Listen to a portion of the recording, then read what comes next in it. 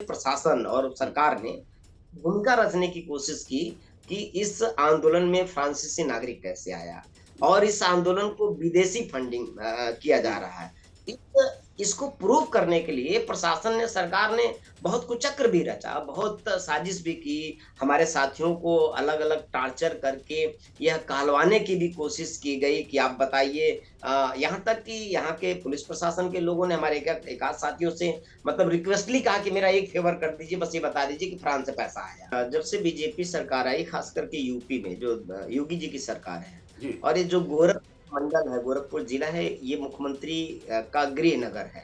हुँ, तो इन लोगों ने सरकार का इतना खौफ पैदा कर रखा है, इतना भयानक खौफ पैदा कर दिया है जी, कि आंदोलन तो कोई होने ही नहीं दे रहे, इजाज़त की बात छोड़िए। हुँ, अगर कहीं इन्हें मालूम हो रहा है कि कोई जनता उद्वेलित हो रही है, अपनी तकलीफ को कहना चाहती है, तो वो प्रताड़ना का काम शुरू कर देते हैं। 10 अक्टूबर को गोरखपुर कमिश्नर कार्यालय पर जी, अम्बेडकर जनमोर्चा के द्वारा डेरा डालो, घेरा डालो आंदोलन था।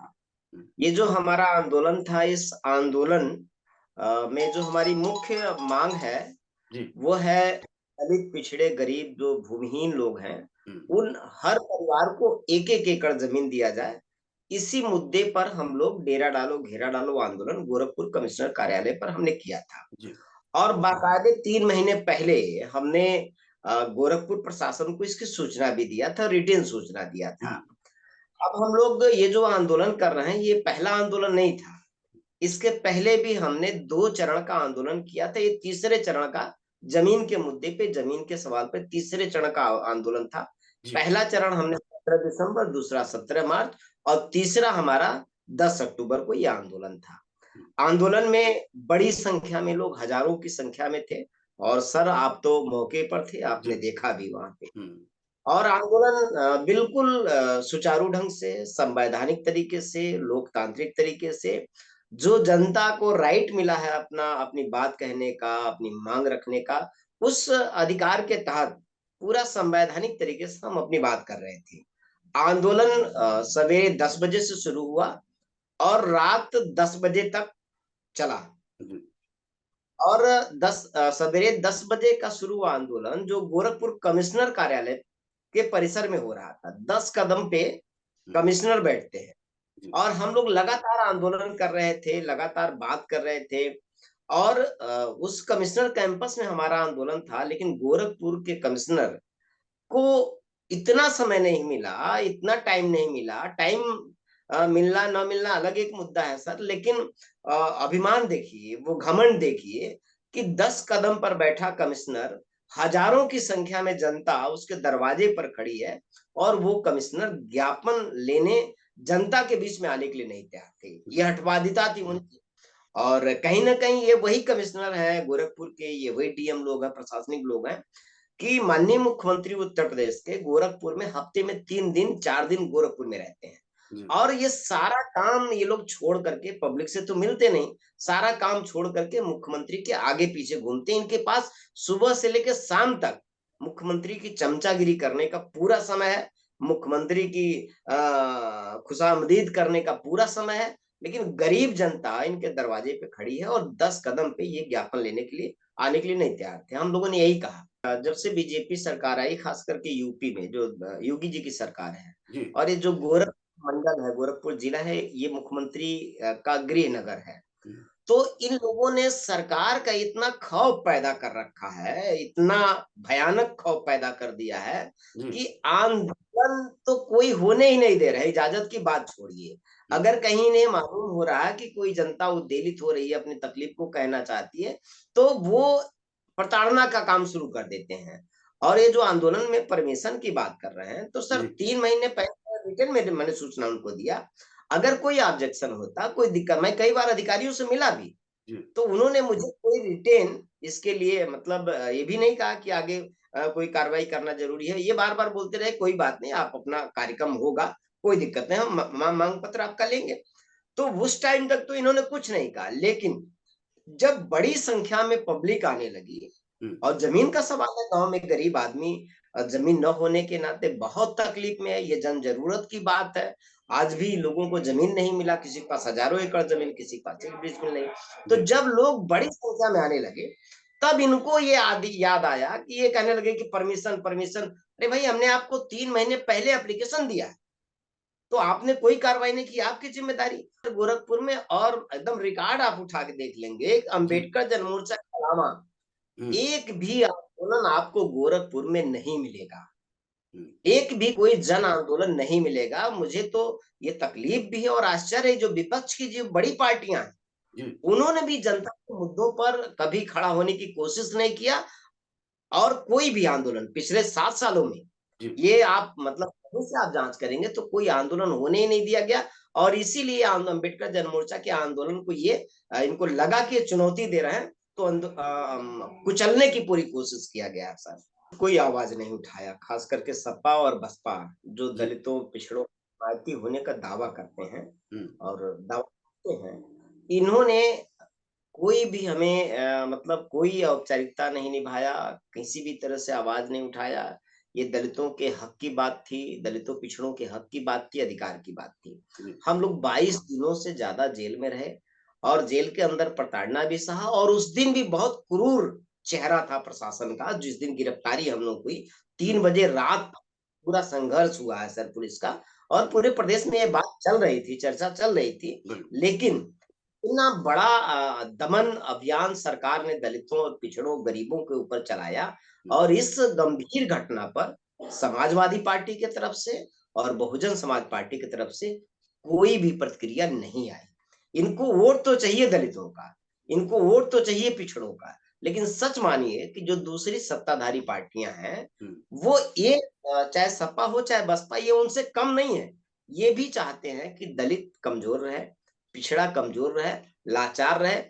और ये मानते हैं, सपा और बसपा के लोग भी ये मान रहे हैं, उनके शीर्ष नेतृत्व भी मान रहा कि जी, जितना दलित कमजोर रहेगा, जितना पिछड़ा कमजोर रहेगा, उतना ज्यादा उनके पीछे जाने के लिए मजबूर रहेगा। तो ये समाज को स्वावलंबी नहीं बनाना चाहते हैं, आत्मनिर्भर नहीं बनाना चाहते हैं, ताकतवर नहीं बनाना चाहते हैं। ये खुद भी मतलब बीजेपी की तरह, आरएसएस की तरह, ये खुद भी चाहते हैं कि दलित कमजोर रहे, हुँ, पिछड़ा कमजोर रहे। जब कमजोर रहेगा तो इनको लगता है तभी हमारा नाम आएगा। इसलिए ये मजबूती के आंदोलन को समर्थन नहीं कर रहे हैं, और जो इस घटना ने इनके चेहरे से सर पर्दा हटा दिया है सर। एक भी प्रतिक्रिया ना बहन मायावती की तरफ से आया, एक भी प्रतिक्रिया अखिलेश यादव की तरफ से नहीं आया। कहीं न कहीं हम लोग बसपा को छोड़ करके जनता के बीच में खड़े हुए, या जनता के आंदोलन, जनता के मुद्दों पे काम कर रहे हैं। हुँ, तो यही टीस है, यही दर्द है, यही तकलीफ है कि जिस बसपा को मान्यवर कांशीराम साहब ने एक जन आंदोलन बनाया, जी, एक मिशन बनाया, वो मान्यवर कांशीराम साहब के डेथ के बाद बहन कुमारी मायावती ने बड़े-बड़े महलों में कैद कर दिया, बड़े-बड़े बंगलों में कैद कर दिया। जी, और बहुजन समाज पार्टी अब गरीब दलितों के लिए नहीं, अब कुछ अमीर और बहुजन समाज पार्टी तो होलसेल दलित वोट बेचने की हुँ, एक होलसेल दुकान बन गई है कि एक कमरे में बैठ के नेता ये सौदा आप करती हैं, बहुत हुँ, खुल के मैं, और ये पब्लिक भी जान रही है कि नेता अब ये सौदा करती हैं कि भाई देखो, फला विधानसभा में इतना वोट दलितों का, हम टिकट दे देंगे, तुमको वोट मिल जाएगा, इसलिए पहले मुझे 5 करोड़ दे दो।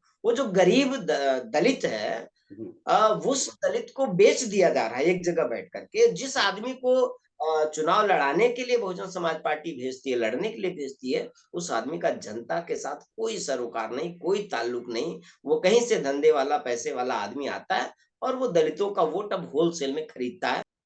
ये सीधा मुख्यमंत्री का ही हस्तक्षेप था सर, जी, क्योंकि आंदोलन तो हमारा शांतिपूर्वक चल रहा था, और लगातार फीडबैक मुख्यमंत्री को दिया भी जा रहा था, जो प्रशासनिक इंटरनल कुछ हम लोगों को भी सूचनाएँ हैं, और मुख्यमंत्री ने दमन का पूरा एक आदेश दिया, और ये जो अधिकारी हैं यहाँ पे, जी, उनके आदेश, क्योंकि देखिए आप देखिए 10 बजे रात को हुँ, डीएम खुद स्वयं आते हैं हमारे आंदोलन में।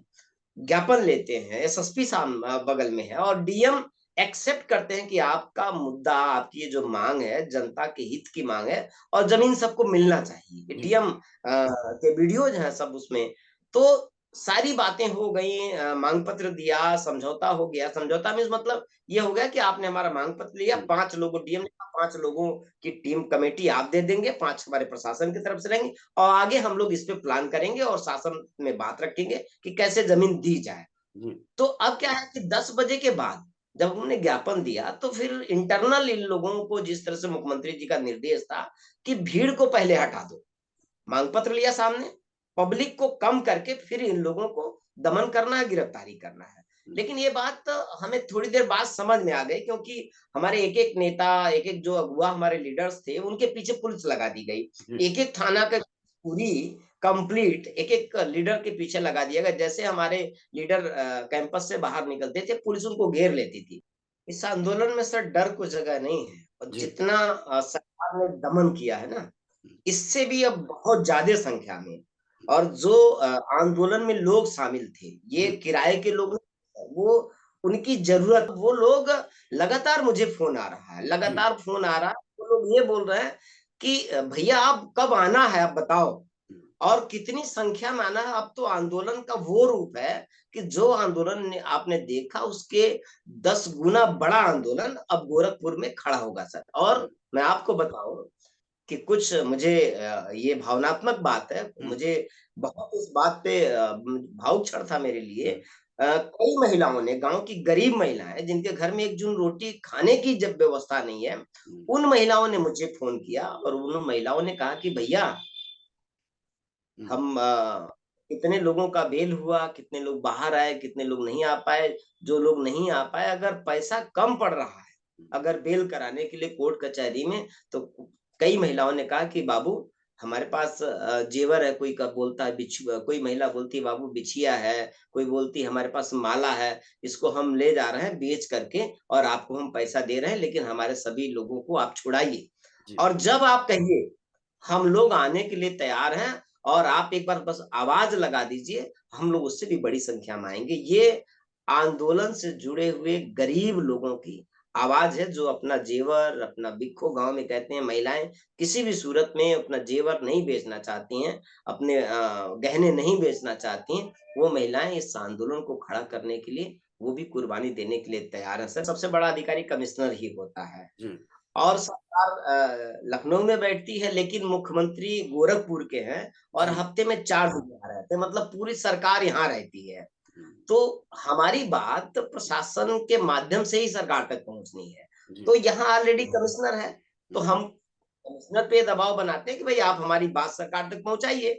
और जब मुख्यमंत्री ऑलरेडी यहीं पर रहते हैं, मुख्यमंत्री तो रोज आते हैं ना सर, तो इसलिए ये आंदोलन हम गोरखपुर से खड़ा करते हैं। वैसे भी अंबेडकर जन मोर्चा का जो कार्य क्षेत्र, आधार क्षेत्र है, वो गोरखपुर मतलब पूर्वी उत्तर प्रदेश है, जिसमें गोरखपुर मंडल प्रमुख है।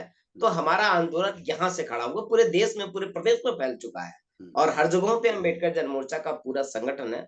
तो आंदोलन को हम यहीं से जीत जाएंगे, हमें, क्योंकि जनता बड़ी होती है सर। सरकार जब डरती है तो आंदोलन को बदलती है।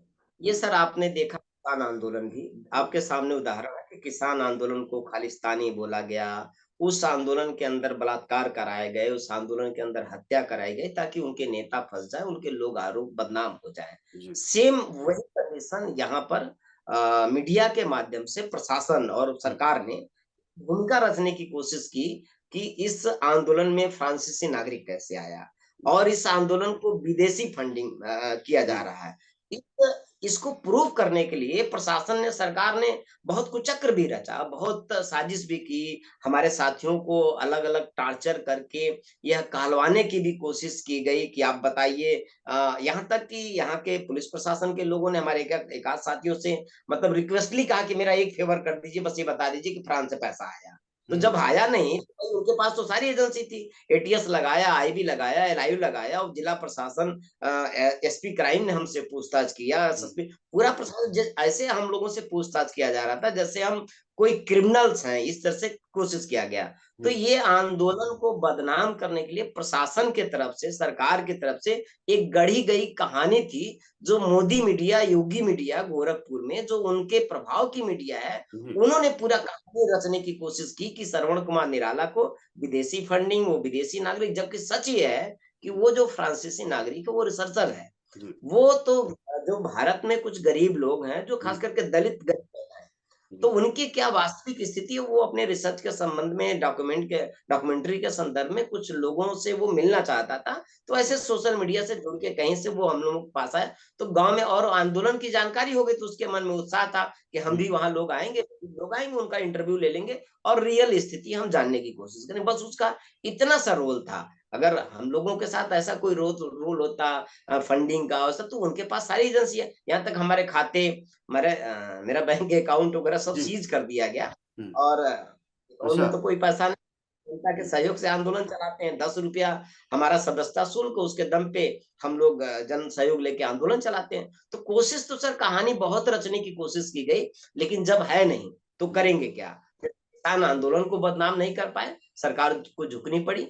वैसे ही यह भी आंदोलन बिल्कुल मूल मंशा इस आंदोलन का गरीबों का हित है, जनता का हित है और दलित पिछड़े जो भूमिहीन लोग हैं, उनको भूमि दिलाना ही हमारा मकसद है। इसलिए सरकार चाहे लाख कोशिश कर ले, हम सच्चाई की लड़ाई लड़ रहे हैं, तो उनके बदनाम करने से हम बदनाम नहीं होंगे। अब कलम भी रुक गई, जो मोदी मीडिया है, जी। जब लोगों ने प्रतिक्रिया देना शुरू किया, तो आज डर के नाते उनकी कलम रुक गई। अगर उनमें दम होता, तो 20 दिन के बाद हम बाहर नहीं आ पाते सर।